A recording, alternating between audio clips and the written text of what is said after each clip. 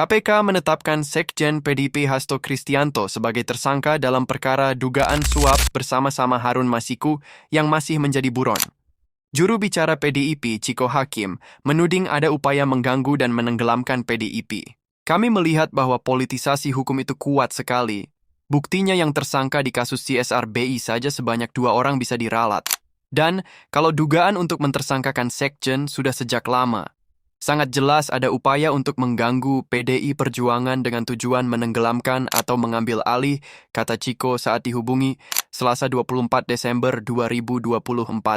Chiko lalu mengungkit ancaman sprindik kepada beberapa ketua umum partai lain. Dia menyebutkan memang kerap ada upaya politisasi hukum. Ketika ada ancaman sprindik pada beberapa ketua umum partai lain, kemudian menyerah dan ikut arus kebijakan pilihan dukungan suatu kekuatan itu bukti nyata politisasi hukum, ucapnya. Namun dia menegaskan hanya PDIP yang tidak menyerah ketika muncul ancaman demikian. Dia menekankan ancaman penjara justru jadi energi untuk PDIP. Hanya PDIP yang selain tidak menyerah justru semakin keras melawan. Jadi berbagai tekanan termasuk ancaman penjara pun bagi kader PDIP itu malah menjadi energi bagi cita-cita YG lebih besar, menjaga kehidupan demokrasi di negeri ini, ujarnya. Terlepas dari itu, Chiko memastikan PDIP belum mendengar informasi akurat terkait penetapan tersangka Hasto Kristianto. Sampai detik ini, belum ada info akurat yang kami terima terkait apakah sudah dijadikan tersangkanya Pak Sekjen, imbuhnya.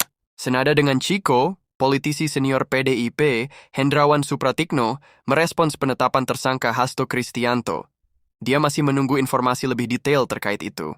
Kami menunggu info lebih detail. Banyak berita berseliweran dengan sumber yang tidak jelas.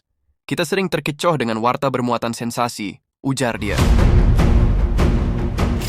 KPK menetapkan Sekjen PDIP Hasto Kristianto sebagai tersangka. Dia dijerat dalam perkara dugaan suap bersama-sama Harun Masiku yang masih menjadi buron.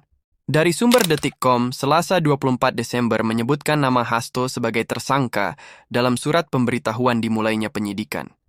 Dalam surat itu disebutkan bahwa surat perintah penyidikan atau sprindik penetapan tersangka Hasto adalah tanggal 23 Desember 2024.